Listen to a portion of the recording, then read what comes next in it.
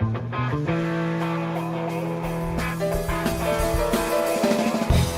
afternoon, everybody. Welcome to Trader Merlin Show. It is your Monday edition. My apologies for... we got to fix that video screen there. My apologies for Friday's session, just because, well, my internet went out. I was doing a session. Some of you may have been in on that one. I was doing a session for Trading Academy and really had a great session with Bill Addis, Larry Jacobson, and for some reason, in the middle of it, my internet just dropped.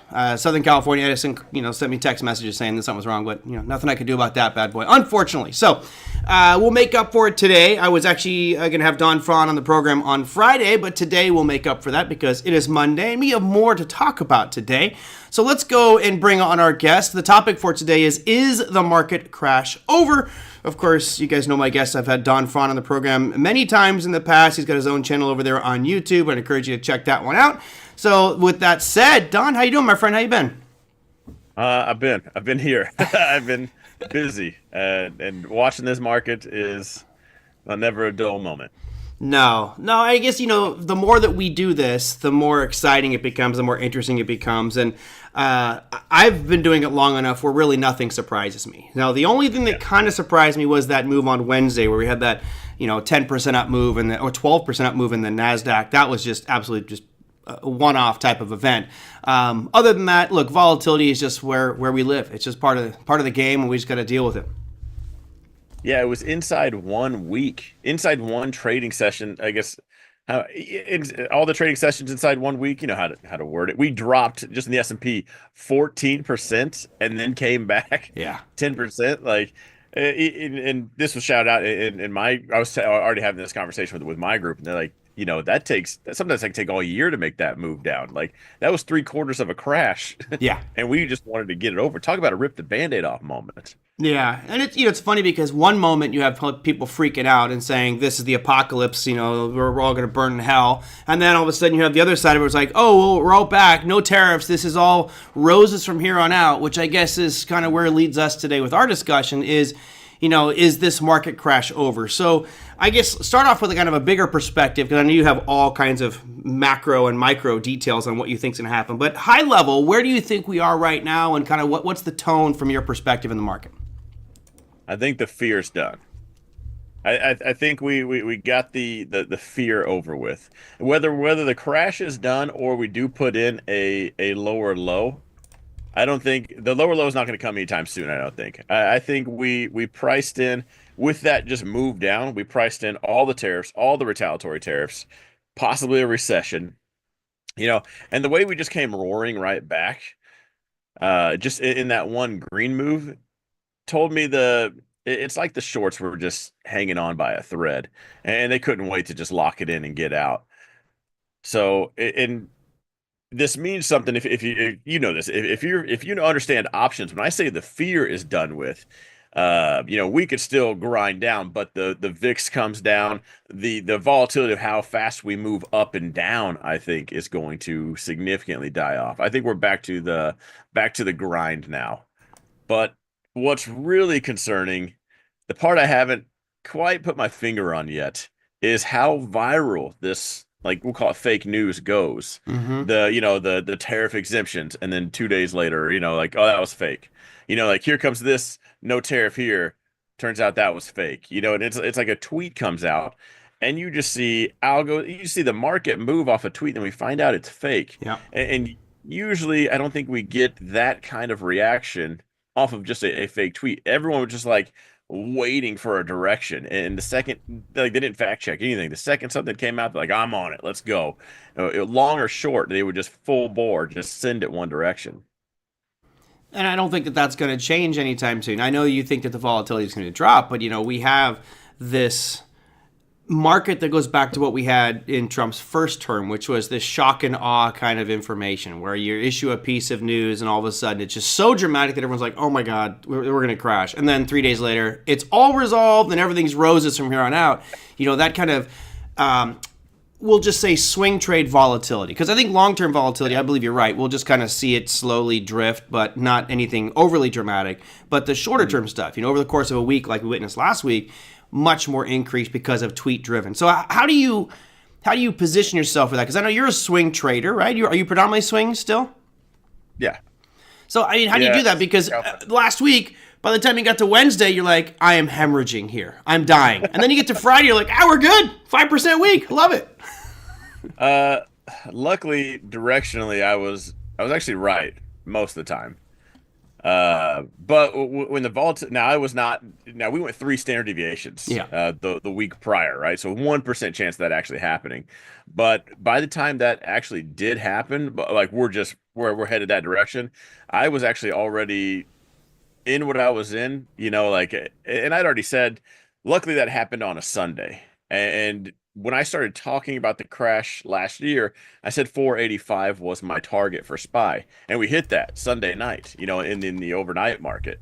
And so I was already a buyer, so I was already good there. So luckily, I was able to just sell some puts, and I specifically said I'm not selling calls this week because the green candle on a snap up will rival the red one. And did that pan out more than ever because that green candle erased the last 3 days of us just melting down. So it panned out that I wasn't in any sold calls at the time. I wasn't, hindsight's 2020. I wish I would have bought more stuff. Yep. I had sold puts with the mindset of whatever I sell, I'm getting assigned. I'm gonna have it. When the market's down 20%, if I can't look out the window and see a mushroom cloud or nukes, I don't care. I'm buying. It might be a 30% crash, and we had that conversation. But if it was, I was gonna ride that out. And hopefully make the comeback because the crashes are when you make the most money. That's sure. It goes back to this is the one time people should be quoting Warren Buffett is greedy when others are fearful and fearful when others are greedy. Like this is it. Nobody wants to buy when the market's down. Everybody just feeds into the panic. Last year SPY was what 620, and I said 485 on SPY. People said I was crazy, and they said all the comments. Oh, I'll back the truck up. Oh, I'll do this and that. And here it is, SPY 485, and they're like, it's going to go lower. It's going to go to 0. Like it just drives it more, and then no one does anything. Yeah, we had that 490 mapped out on SPY as well. And again, I'm just curious, why was your logic behind the 485? That was a 20% move down. There you go. Yep, same reason. I figured, and like I said, it was just time for a crash. People call us tinfoil hat theory, but I am 4 for 4 as far as crashes go now. And I was a little nervous at first because I was like, man, if we bounce here and we don't get that crash, then I'm going to be wrong, and that's going to be annoying. Yeah. But when you're down that much, I mean, you've been around enough to see significant market moves, as I have, and if you look from just a pure probability perspective, the S&P, I'm just looking at SPY on the screen here, in a period of 33 trading sessions, so just a little over a month, down 21%. That's an abnormal move. You don't usually see that extent of sell-off. And then, of course, the increased volatility we saw because of all the reciprocal tariff garbage, that does really open the door to great potential buying opportunities. And we were talking about it here on this show as well, which was, that 20% mark is such a psychological level that most likely you're going to see a bounce. And we never got to close below 20% on the S&P down, right? We breached it, but we never closed below it, and we've been ripping ever since. Going forward, if you look at the trend here on the SPY, certainly making lower lows, certainly making lower highs. What's your hypothesis of where we go from here? I'll actually answer this and Margaret's question at the same time. Perfect. Does Don hedge? And yeah, I actually had 560 SPY puts.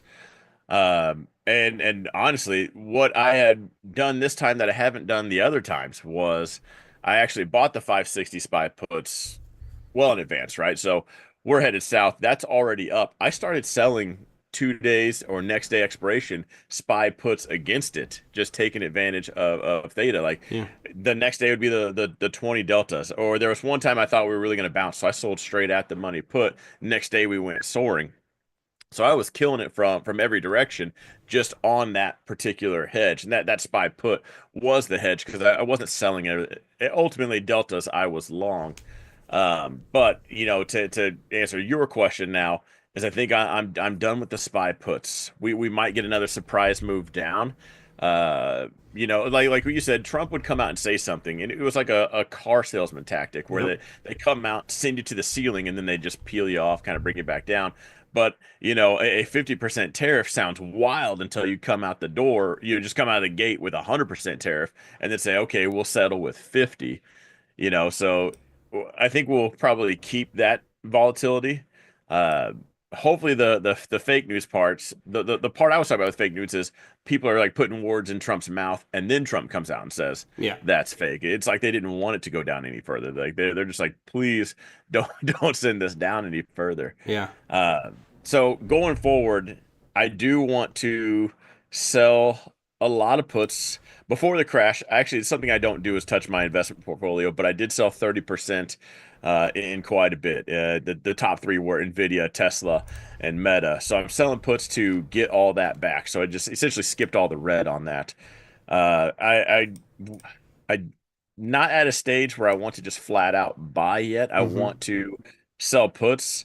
At least until I see that I'm right. Once the volatility I see does die down, because the VIX, although it's pulled back, still very much up. And I look at the VIX like a light switch. It's either on or it's off. So it's cool that it's back. I have VIX puts expiring this week too, so hopefully it just melts off. Yep. But until it's all the way back, I want to just sell puts. If I get assigned, so what?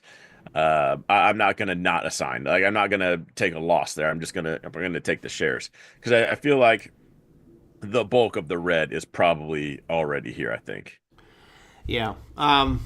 Yeah. I again, time will tell. I saw we posted this on Twitter, and some guys, the market crash is over. It's like, well, not necessarily. I mean, we all have our ideas of what we think is going to happen, and I guess the reality is we just have to put our money where our mouth is. So it sounds like from your perspective, you think volatility will be much lower. We're not going to see these massive swings like we did. To what extent are you looking at the tariffs themselves? For example, this weekend was absolutely fantastic watching all these Chinese manufacturers of luxury goods going, hey, Americans, you're the problem. You guys are buying $28,000 handbags. And by the way, ladies, I hate to sound condescending and offensive, but if you're spending $28,000 on a handbag, you're a freaking idiot. You're a moron. Sorry. It's a bag. It carries stuff. Sorry. I don't get handbags, man. It's an addiction that ladies have. I'll go to Stater Brothers and pay 10 cents for a little trash bag and carry my stuff on that one. But anyway. I would have zero problems having a fake bag. If I was a woman, zero issues with it. So one of the funny videos I saw was this guy was like, this bag, I don't know, Beniti or something like that. It was like a $28,000 bag. He ran through every component that they used to make the handbag. And he goes, it costs us $1,000 to make it. He goes, you can buy that directly from us. The only difference, and it's not the materials, it's not the stitching. The only difference is this bag that we sell you for $1,000 doesn't have that logo. Well, great. Buy that thing if you really want to spend that much on a handbag. It's absolutely wild to me. Yeah, that logo is everything. You can't say look at me if it doesn't have that logo. But who cares? I don't know. Maybe my parents conditioned me differently. I'm not a materialistic person. The idea of a $4,000 or $10,000 or $50,000 handbag is idiotic. I'll take $10,000, put it in an investment account, or travel around the world and die with an experience versus a material thing. I'm willing to bet if they have a $28,000 purse, they haven't seen a single stock chart with candles on it. They might have turned the news on and saw a little shaded graph on the bottom area. That's the extent of their stock knowledge. Yeah. Well, when we look at that, clearly that's going to have an impact on markets going forward, because there are a lot of people like myself that would look at that and go, hey, if it costs them $10 to make this pair of shoes that I spend on Nike $130, well, maybe I'll just buy them from China without that logo, because I don't care as long as the shoe fits good. How do you see that impacting things over, let's just do the remainder of the year? I mean, I know it's a long time, but do you see that chipping it away at performance of things like Nike or any really clothing manufacturer like Gap or Louis Vuitton? Can I really buy the Nikes without a logo? Like, what's the avenue for that? You probably can. I would imagine probably at those factories, probably not. But like, I've been to Thailand and I will buy, well, this is sad, but you can buy Diesel jeans. They're exact copy knockoffs. They just missed the hologram that's on the tag, and that's it. And exactly the same thing for $10. Huh. It even says Diesel jeans on it. Yeah, but the masses can't really do that. So I don't know. What I was witnessing over the weekend was a lot of these manufacturers saying, "Buy directly from us. We'll sell right to you." And I'm sure if it's Nike, they would take the Nike off. But do you see that impacting, the price charts of things like Nike? We were talking about it last week on how Nike is could potentially face serious ramifications if this reciprocal tariff things keeps hitting Vietnam and China, where they get a lot of their shoes made. I've got it mapped out here in that short window of time of just 27 days. Nike dropped 35%. And that's still coming off of its peak that it had back in, 2022, 2021? From its peak, you're down on Nike roughly 70%. I mean, this is one of the biggest shoe manufacturers in the world, shoe companies in the world, sponsoring everything, Do you think longer term there's more of an impact, more downside, or is this from your perspective, hey, you know what? The biggest stuff's behind us. This could be a great buying opportunity. The money they would probably put in to make sure you don't see that ad, I think would probably negate anything. I think if that were to catch fire, and really take off, because legally I don't know if they can stop me from doing anything. The only thing I can't do is put a Nike logo on there. Right. So I don't know. I don't think that's going to be as big as, because there's a lot of people that don't know anything about the stock market or Bitcoin. They just know of it through word of mouth, and I doubt that would take off that fast. Because Americans do like the logos. But I will say, as far as tariffs go, I don't think this quarter is going to tell us much. Right. Because a lot of people, even I've noticed this, if you went out shopping past few weeks before the tariffs, it was nuts. And talking to people that work at stores, it's more than Black Friday. There was someone who says his friend is a manager of Apple, and they did more than Black Friday sales multiple days as people were trying to get in ahead of the tariffs. So I'm worried about this quarter and next quarter. This quarter, hopefully, I'm glad there will be some kind of guidance, hopefully at least, or like even if they don't give guidance, that's gonna give me the heads up, because they're gonna come out and say we had banging numbers. We know exactly why. Yeah, we had banging numbers, but we're not going to give guidance. Okay, now we know exactly why, because you sold everything ahead of time. And so what I'm looking for is this quarter. Let's see what they do. Let's see how prepared they are for tariffs. And as the tariffs begin to unravel, or we come to deals that aren't as bad, right? Because right now, if you're a company, you have to prepare for probably worst case scenario, or you're gonna get caught with your pants down. Totally. Speaking of talking to somebody with that does car warranties. For new cars, they have to go back to the drawing board, change all their prices, because as they come back in to get their parts serviced, they're all going to have a tariff now. So everything goes up. So you have to prepare for that. But if we were to come with a deal over this next quarter, then the following quarter, it just might look like a lot of people are sandbagging. But I think we need to. This is the one thing where everyone can put their guess, that we can all throw those darts, but time will ultimately tell on this one as far as how bad it gets. If we start to get deals, I think, of course, they'll have a green day in the markets, but that's when I'm buying for sure, because then I'll plan ahead for the following quarter of we actually did well. The tariffs weren't as scary as we thought. Customers still came through our doors, and we're good. We've got a couple different, variables here. Number one is the wild uncertainty of just having no clue at what the end game is with tariffs, right? I don't know whether it's going to be 10% for China, 1,000%, pinky to the lips, 1,000,000%. I have no clue. And I think that's part of this fear factor we're seeing right now of market declines. As time goes on, and I agree with you, I think right now this is not going to reflect on earnings. I don't really see this happening, filtering through to the bottom line. But you get into Q2, Q3, and then the fourth quarter, then we'll really start to see the impacts of it. And two things I think are going to happen. Number one is we'll get a clear indication from the financials as to what the impact was. But more importantly, I think that this gives, and let me know what you think, I think this gives the companies the opportunity to lower their forecast to such a low level that the bar to hurdle over is just like, come on, man, anyone could get above that bar. So when they finally do come back, they're like ripping through earnings and stock price goes through the roof. Yeah, that's what I'm saying. If we do come up with the deal and it's not 1,000% on tariffs, that's what I would anticipate, because the bar would just be on the floor. The only thing you need to do to beat that is take the next step forward and just not be out of business by the next quarter. At that point, I think you would look great as a company. When we look at, there's obviously different impacts from different companies. And right now, I think the topic that I focus on the most, looking at the investment opportunities, is the impacts from these tariffs. And there's one I wanted to kind of dive into that I know is one of your personal favorites, and I think it's probably one of the greatest companies out there. I think over the next decade, it's going to be one of the highest priced securities ever. Tesla. I know you're a big bull on Tesla. That thing has been murdered. You look price-wise. And, of course, there's a lot of hate against Elon Musk. Whether you love him or hate him, it doesn't matter to me. But it certainly is having a big impact on the price. If you go from peak to trough, Tesla was down more than these markets by a wide margin, 55%, right, to which I thought was a pretty good buying opportunity. Curious your take on Tesla and maybe its price trajectory going forward, since I know you're a fan. Yeah, well, and I'll take this with any stock. If the S&P itself is down 20%, what do you think your stock is at? And then you add the volatility of something like Tesla in there. 50% is a great time, yeah, I think. Yeah, the fact that it only went down 50% was, I don't want to say bullish, but I thought that held up pretty well, considering some of the pullbacks in the past didn't stand up so well. Big Eb says 8 days until Tesla's earnings. Tesla's earnings are never a mover. It's the delivery numbers that are the big mover. And that could be pretty impacted here. I think because of the Musk's involvement with Trump and the administration, you have all of a sudden this crazy backlash and, terrorizing the dealerships and burning factories and cars. Like, come on, people, that's just ridiculous. But you own a Tesla, right?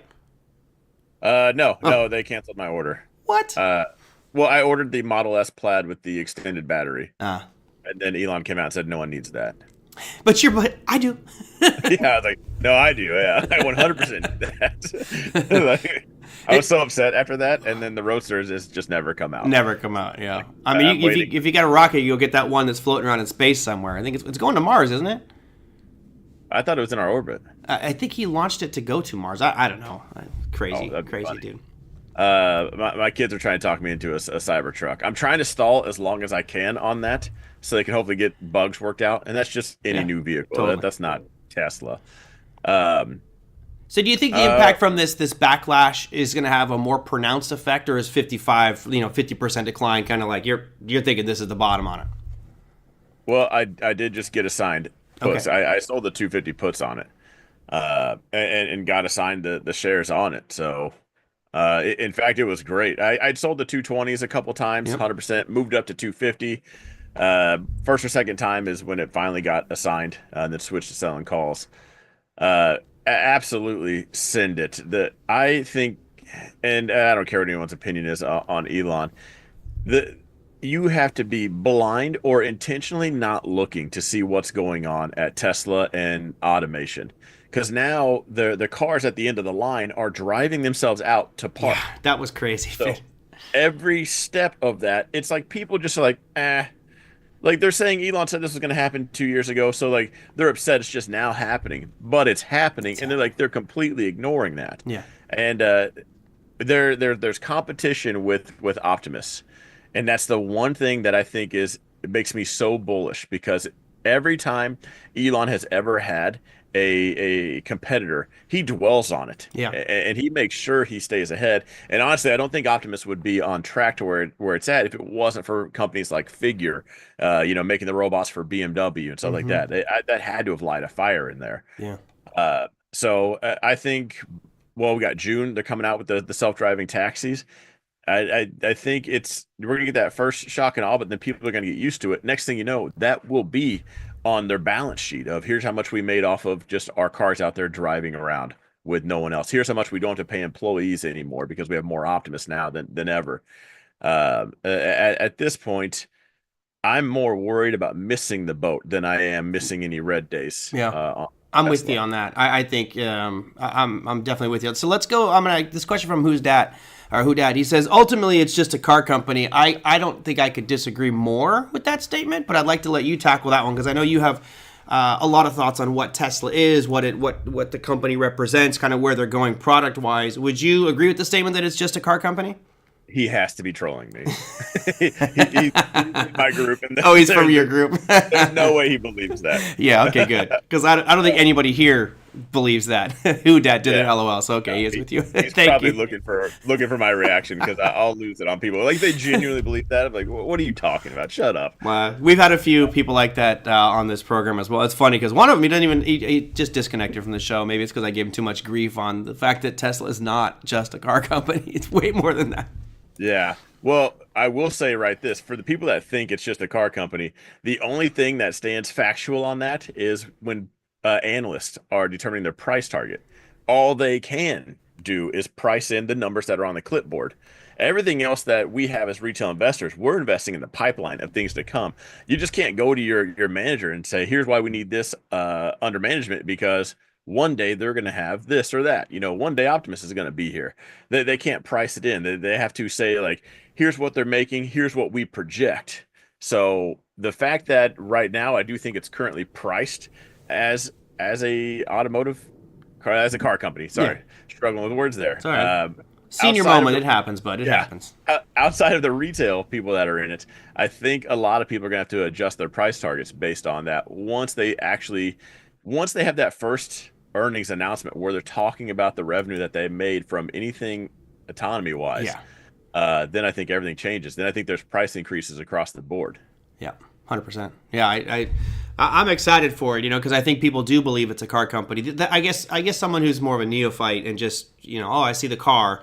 They got more driving data than any car company on the planet. And as soon as they do the robotaxi, I think it's just a whole nother just colossal revenue stream that's going to come pouring in there. So I'm excited for it. And I'm looking at it right now. I did not sell any puts on it, but I was selling puts at that 220 mark. I had some 180s back last year. And now it's just kind of traversing sideways. And I've been holding off. I've told my viewers a bit, like, I'm just a little nervous that the backlash from the public is going to cause their next earnings numbers to be lower. So I'm going to wait till after earnings. I hope we get a nice fall on earnings, their delivery numbers tank, and all of a sudden I find it down at this 180. I got it in red here on my screen. That's the number I'd like to buy in at, 180 on that screen. If that happens, yeah, I'll be backing the truck up and I'll be joining you on your long party. That was my original, was anything sub 200, I'm going in. 180, I'm buying it. So I have these called rain or shine events. Like, I'm buying it no matter what. Yeah. We'd got to 220, and I'd sold an at-the-money put because I was like, well, that'll bring my average cost down. That by the time I get assigned, I already own it under $200. But look at what the market is. So if you can pull up the market on top of that, look what the S&P did in that huge volatility spike down. And look how Tesla compared. I wonder if I can. I have SPY on top of Tesla, if that's what you're asking for. Is that what you're looking for? Yeah, I was looking for the. Yeah, you can share if you want. I was trying to on mine. Mine's not pulling the line up. Where's that giant spike down on the S&P? That's from April 2nd to April 2nd to 4th. That one? The most recent one? Yeah. Yeah, April 2nd to 4th. Tesla didn't do anything. No new lows, no nothing.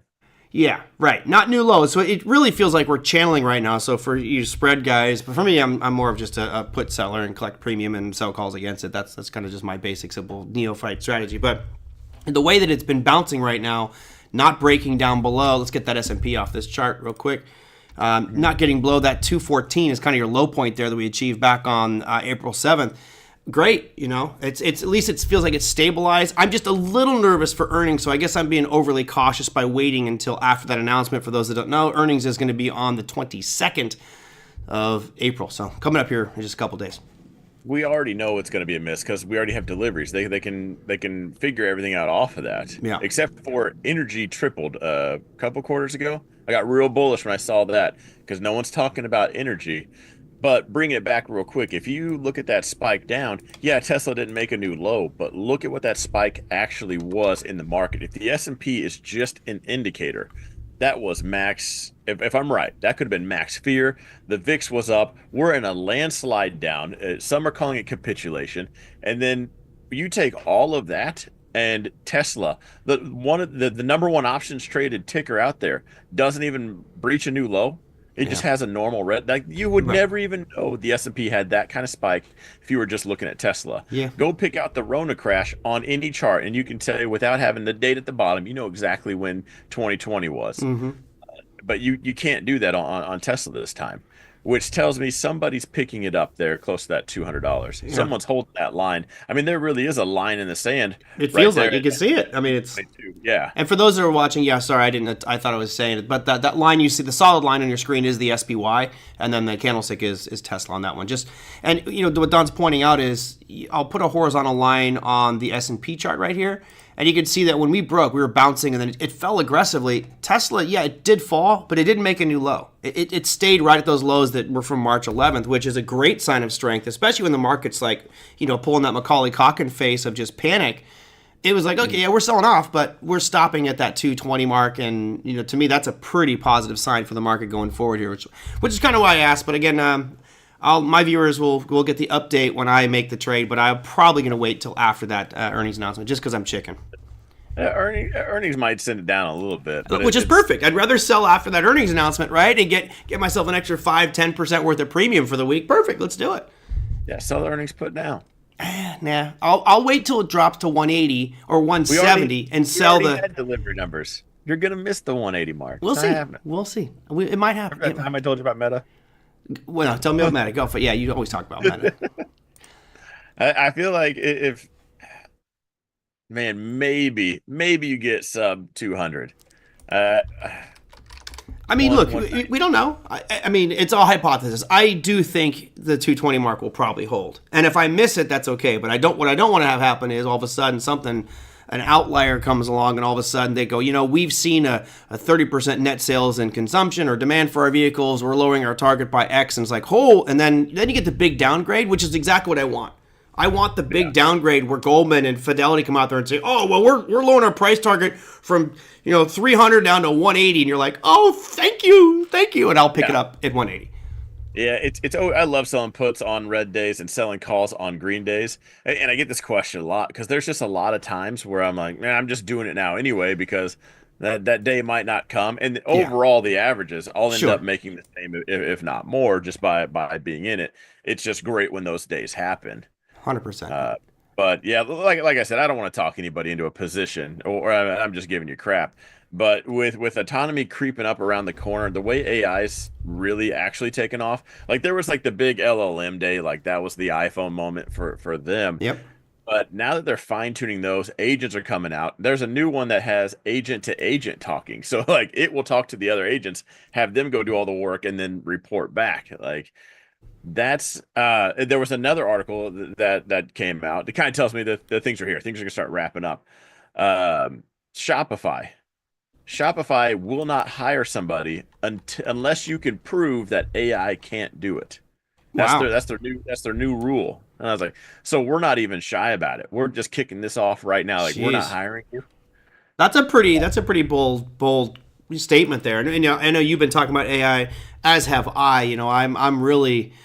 I'm not worried about the next year. I'm worried about the next 3 to 5 years. Like, what's the job displacement look like? And if companies are already saying, "Hey, listen, we can replace you," that's scary. That is really scary. Yeah. Well, the scary part is actually that the robots aren't taking over overnight. Because at least if that were to happen that fast, there's a reaction to it. Yeah. The fact that they don't want the bad PR and just to fire everybody, I do think all they do is quit hiring and let people just work themselves out. And they never got the kickback companies are going to start getting. Like when they started putting all the traffic cones on the hood of the Waymo cars when they were self-driving, because then it would pick that up and it would just park and cause traffic. I found absolutely hilarious. That's But pretty funny. the fact that if they do that, think of how long it will take AI to actually take over, to be a big enough problem for there to be an intervention. So the people that get laid off, quit their job, they get fired for whatever reason and just can't get another job. Think how long they'll be in the dark just waiting. I've hit my mic a couple of times. Hopefully that's not super You're loud. good. You're good.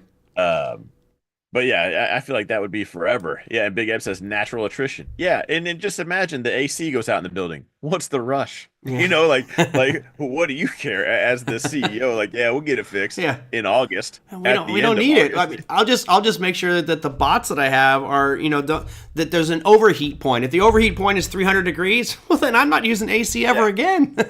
Well, have you been following the dark factories in China? No. Oh, so they don't have lights because there's Oh, the robots don't need them. that's So crazy. there was a reporter that wanted to go see it and show it off, and they said there's nothing to see. You can't see anything. There's no lights. And I was like, that's something I never even thought of. Is like you get to save that bill too. Not only are you not Yeah. paying employees, the electric bill, like And it's not that. it's funny because nowadays electricity for LEDs is so cheap compared to traditional like metal halides or high pressure sodium light bulbs. But yeah, I mean every penny you can save is a penny earned. Yeah, we know that. Like I'm noticing this water bottles. I don't know if you guys have noticed this, but water bottles. I used to go to the gas station and get a bottle of water. The bottles are so thin now. Like when you grip it, just for its Yeah. own weight, you're like crumbling that thing. I'm like, you guys really had to skimp out on this. Don, you're shattering my ego as we speak. I thought it was my grip strength as I was getting older was just so it increased so much as my ability to crush a water bottle like nothing. So now you're just telling me that was by design. Thanks. I feel like a wimp now. What's more annoying? Okay, we'll stick to that. Okay, it was obviously my grip strength is getting stronger Yeah, as my obviously. training progress. I bought a heavier mouse. There you That's go. what. Yeah, my click power is amazing. My index Exactly. finger can click like nobody's business. As time progresses, obviously you're a fan of AI, and I think as a trader, this is a question I get all the time: is do you think trading is going to be replaced by AI? And I think absolutely not. I would say 100% not going to happen. There's always be a spot for us out there. But there are other market segments that I think offer tremendous AI opportunity. And I know this is not the market bottom piece here, but from your perspective, what would you say are some of your top, aside from Tesla, what would you say are some of your top AI plays that you look at that business model, that product, and you say, they may be struggling now, but that one's got the most potential, and I'm looking at it. What do you like? The big ones, Meta and Nvidia for sure. Nvidia's the selling the picks and shovels, so I think we'd all agree Nvidia's just you gotta have it. Amazon, I think, is a sleeper. I I was don't trying to sell puts on it today, and I decided I no. don't know if there's not a huge line at Amazon's door right now. Like everyone still refers to Amazon as the online Best Buy. If I ask somebody, hey, what do they think about Amazon? It's not their cloud store. It's not their AI. It's not they have self-driving vehicles. People don't even know that. Like there's a lot of AI stuff that Amazon has that I don't know if I'm decided if do they just is that just the route every company's gonna have to go to either adapt, evolve, or get out, or are they gonna be one that just wakes up all of a sudden and everyone's like, oh, they're an AI play and just absolutely sends it. Mm-hmm. And So I think they'll be making more purchases in that area as well, right? Making some acquisitions along the way to bolster their brand. But I've mentioned to my guys, I mean, I love Tesla's 5-10 year plan, but I don't think there's a point in time where you can go wrong owning Amazon because it's not disappearing. Unless Bezos keeps spending, $50 million to get 90 minutes away from his wife with a rocket launch, or his girlfriend. I don't know if you saw that today, the little rocket launch with the. I saw the article where he face planted when he I got saw that too. I mean, I know you're excited and all, bud, but I mean that's one of those ones that you look at what Musk is doing, which is, hey, I'm setting up Starlinks, I'm sending up cargo loads for other companies, I'm earning on this one, and Bezos is like, gee, I'm gonna do a little rocket ride into space for 90 minutes and cost $50 million for literally no purpose whatsoever other than publicity. So I'm like. That doesn't make me feel comfortable with Jeff Bezos personally from a rocket perspective. But hey, Amazon as a business, I'll tell you what, I'm addicted. Like I don't have addiction to really anything except I'm addicted to Amazon. It's not space though. He's just really high up. Yeah, He's like at the right. top of Class D airspace. Yeah. Like airspace, maybe you could call it, but it's not actual space. I watched gosh, who's the guy? Neil deGrasse. Yeah. Tyson, yeah, he's great. Yeah. He was breaking down just where Bezos actually was, and you're like, oh, it's not that high at all, Yeah. actually. Like in comparison to other things. But what's funny is I actually just used Bezos in an argument about AI because someone said, like, they're not going to let AI take over because how would people buy stuff? How would people do this or that? And, like, it's all about humanity, and like you don't want to have all robots in there because who are you going to say good afternoon to when you get in there?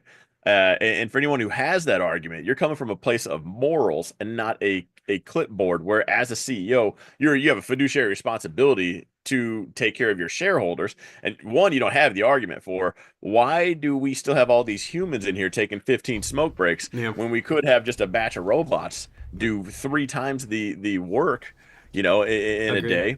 Yeah. And at the same time, if they actually cared that much about it, Bezos would take this much off of his bonus, and every employee at Amazon could make based. I mean, I could walk into Amazon right now and make 150,000 if that were really what people cared about. Like it would be easy, Yeah. because Amazon makes so much money, they wouldn't have to think twice. I could just have one arm.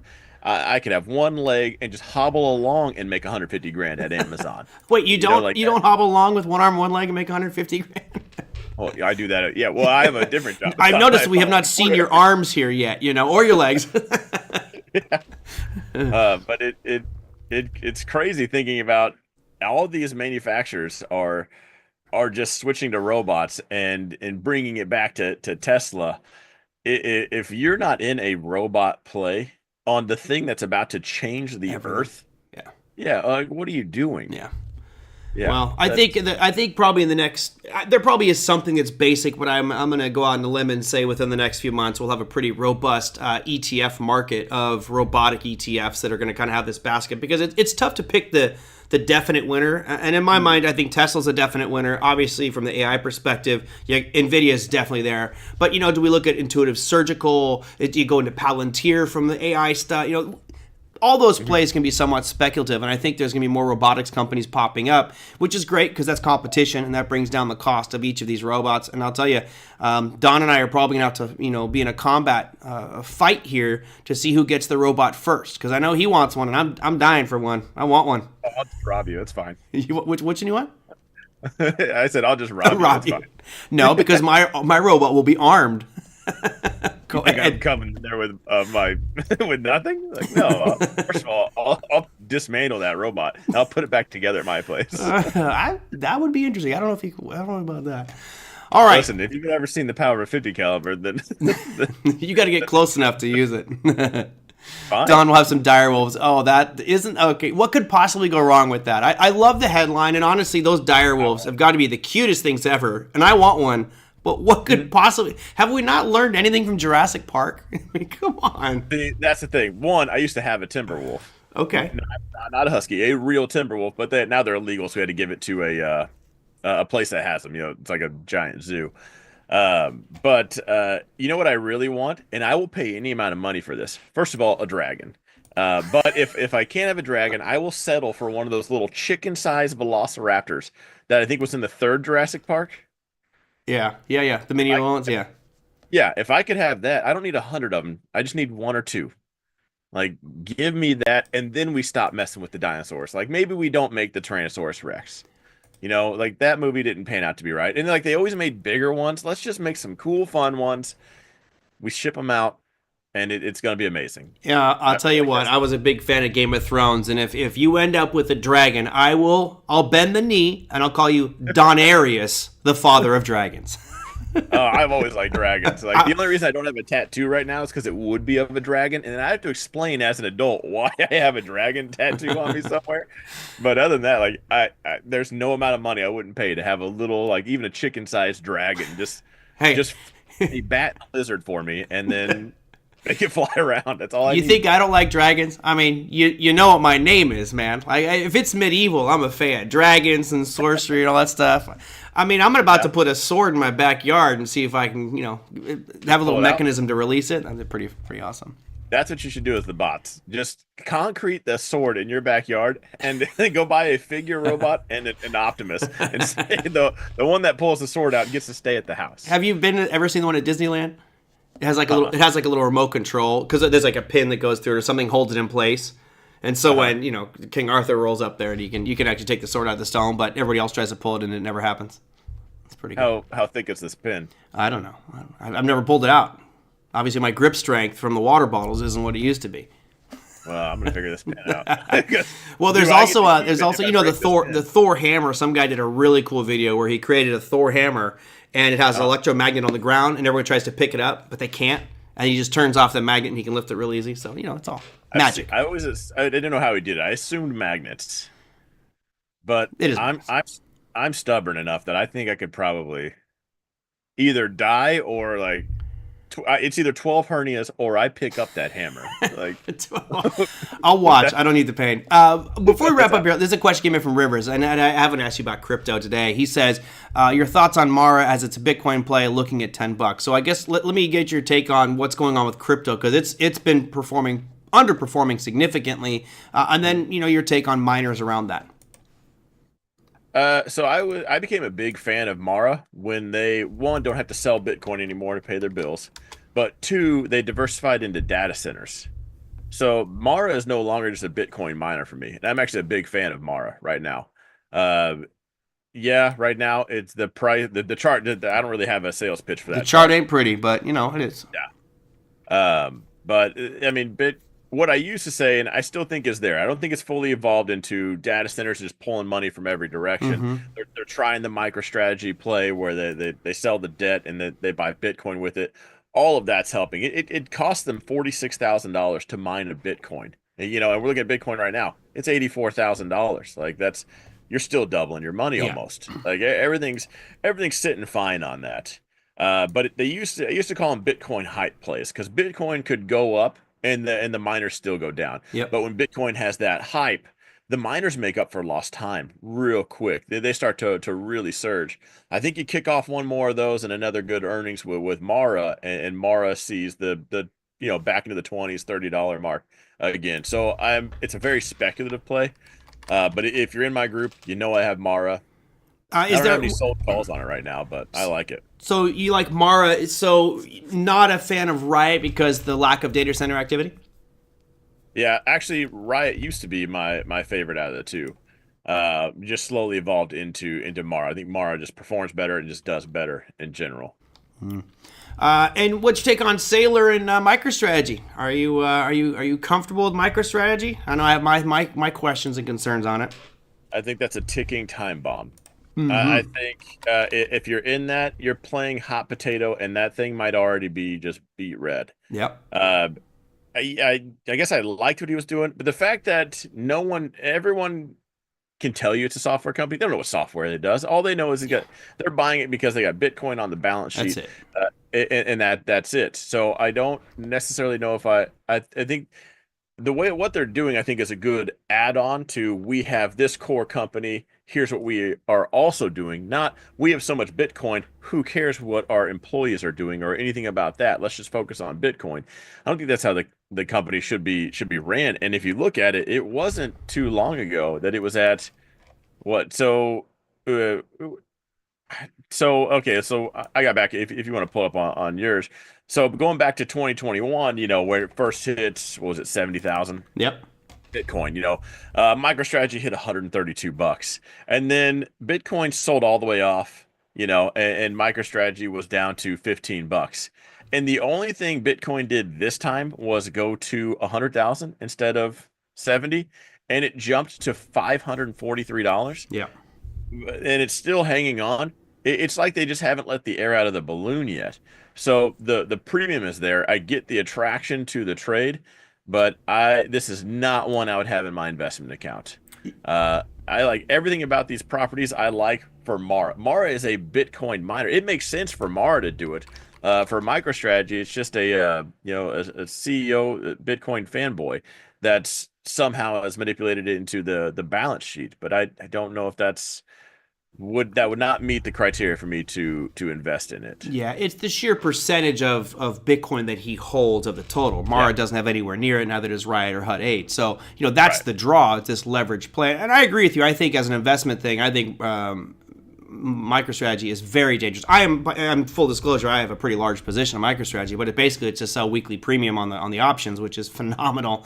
But you're right, it's that will you be left holding the bag? And I have different concerns on it. My concern is that I think it's a house of cards. I think that Michael Saylor I think that what's happening is the places where he keeps his crypto, or keeps it, I'm using quotations, you can't see my sarcasm here, which is Coinbase and Fidelity. I think they're doing fractional reserve lending. I think that they're not actually buying these 10,000 Bitcoin for him at the market. They're literally moving it as a ledger entry amongst their accounts at Coinbase and Binance or whomever he's got it at. And to me, that's the problem, right? That's the big house of cards that, if you don't actually own it, how do you maintain this value? So yeah, to me, it's pretty scary.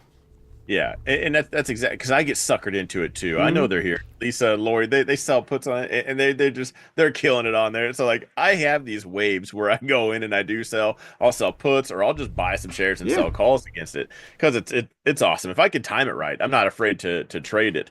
But yeah, I am nervous about just that elephant in the room of when does this become a double-edged sword, and it just deflates and it just pops. Because I think there will come a time where it's not just a red candle, it's everyone scattering like cockroaches, and you better take what you can get while you still can. Yeah. And you also have his liquidation price. If it does drop below certain valuations, he does have debt obligations, or MicroStrategy has debt obligations that it says in the prospectus that you may be required to sell some of that to cover those debt obligations. And if that does happen, then he's forcing the exchanges where he holds it to pull actual Bitcoin off and sell that on the open market. That could be a big sell-off. So if you are in MicroStrategy, be careful. I think the downside is dangerous, but the premium right now is unbelievably good. It's just don't put all your eggs in that basket. It's the high stakes table for sure. It definitely is. And there's a lot of other things out there that give you that kind of premium. Just I'm actually more bullish on Bitcoin over the next 8 months, so I'm okay with that because I think if Bitcoin continues to move up, MicroStrategy will be okay. It's when Bitcoin has its big sell-off, and the tide goes out and the emperor is not wearing any clothes, in this case the emperor being Michael Saylor, then I think we could be in real trouble. So if we get that rally that I've been thinking about, everybody, and I think we're getting to 250 on Bitcoin this year, if we get there, do not be holding MicroStrategy at that point in time. Yeah, it'll be a beached whale as far as that goes. We just had one in California. It was pretty crazy. Did you really? Yeah. We had I forget how long it was, but yeah, we had a gray whale was washed up right up at Huntington Beach, right down the street. How does it even happen? It died somehow. They don't know what caused it to die. Probably the fact that it needed water and didn't have it anymore. It's pollution water.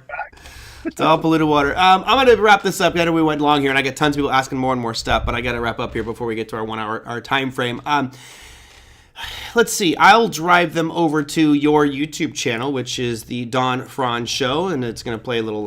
What's up? You guys can check out Don over there. He's got his daily content. He's got paid content, all kinds of content over there. And at some point in the near future, guys, I'll be probably on Don's show if he decides to do a random show at a weird hour that doesn't intervene with his trading.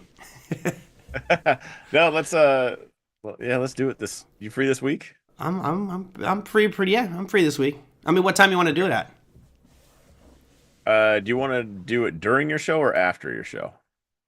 Wait, no, after my show. I have to keep my time consistent here. I get grief if I don't. Friday, it's Good Friday. Markets are closed. We don't want to do Friday. Okay, yeah, we can do that. We'll do Friday after your show. No, markets are closed. I'm not doing a show Friday. Markets are closed. I don't do a show. Oh, that's right. Yeah, and I have the same rule. I forgot about that. Yeah, market's closed. I'm not doing a show. So Friday's off. We're all going to be out enjoying Good Friday. Thursday? Sounds great. Let's do it Thursday. Thursday after your show, you'll come over here to mine. Perfect. Sounds great. You want to do like a 3 o'clock just so I'll end mine like 5 minutes early, just jump on over? Yeah, 3 o'clock. That's not normal person time. Yeah. So you're 2 hours ahead. So 5 o'clock your time.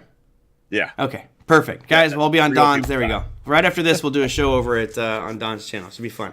All right, Thursday. Sounds good, my friend. Thank you very much for coming on. I appreciate it. May all your trades be green. I hope that Tesla one works out for you. And when I'm on your show, I'll share all my trades with you as well. Awesome, man. Thank you. No problem, man. Take care. Have a good one. You too. Yeah, that was Don Fron. You can follow him on the Don Fron channel. He gets over there on YouTube. Always good stuff, good content. Like minds there with Don and myself, kind of thinking of AI and opportunity. We trade very differently. He is far more detailed with regards to options, and he's out there looking at Vega and Theta and Delta and Gamma and Rho. I don't care for all that stuff. It's just, I don't know, too much to confuse me. So anyway, that was Don Fron. Is the market crash over? I think from the general consensus there, the big down pain points, yes. but I think he alluded to drifting lower as we start to see the tariff fallout and what that might look like going forward. So not a huge down for him, but slowly drifting lower look like the prognosis. Now, let me dive into what's happening from the macroeconomic perspective and your earnings calendar for mañana. We had Goldman Sachs report earnings, but I will dive into Tuesday's economic calendar here. You have Canada here with a bunch of CPI numbers. For the U.S., though, it's pretty boring. We just have our Empire State Manufacturing Index and import prices. That, honestly, is pretty much it for the U.S. markets. Now, let me go and bring up your earnings calendar because that is exciting. Well, we can look at today's earnings and then talk about tomorrow's because Goldman Sachs and M&T Bank reported earnings. Goldman made earnings, beat it handily, was up 1.93% today, but M&T Bank missed just a little bit by 3 cents and was still up on the day. Tomorrow, what do we get? Well, we get more banks. We get Bank of America, Johnson & Johnson. Bank of America, Citigroup, you have PNC Financial, you also have JB Hunt Transportation, you have, again, Johnson & Johnson, United Airlines, so that's your earnings calendar for mañana. As far as show for tomorrow, I have a couple questions that came in from viewers. If you are new to this program, hit that subscribe or like button, and I will, I do the show pretty much every day at 2 p.m. unless I have a technical problem like I did on Friday or markets are closed like this upcoming Friday. If there's something you want me to cover, you can always email me at tradermerlin@gmail.com. That's the email on the screen there. Or comment down below any of our YouTube videos. I usually go through and put all those comments into the slides here and answer those. So I've got a couple good ideas for tomorrow. I'll let you guys know what's happening Wednesday as well. I'm going to have John Rowland, who's a former NYMEX commodities trader. He is from Bar Chart right now and does a ton of educational content for them. We'll have John Rowland on the show on Wednesday. And then, of course, I'll go on to Don Fron Show right after this on Thursday. So it should be a fun, exciting week. Thank you guys so much. Hope you have a fantastic remainder of your day. And I will talk to you guys tomorrow. Take care.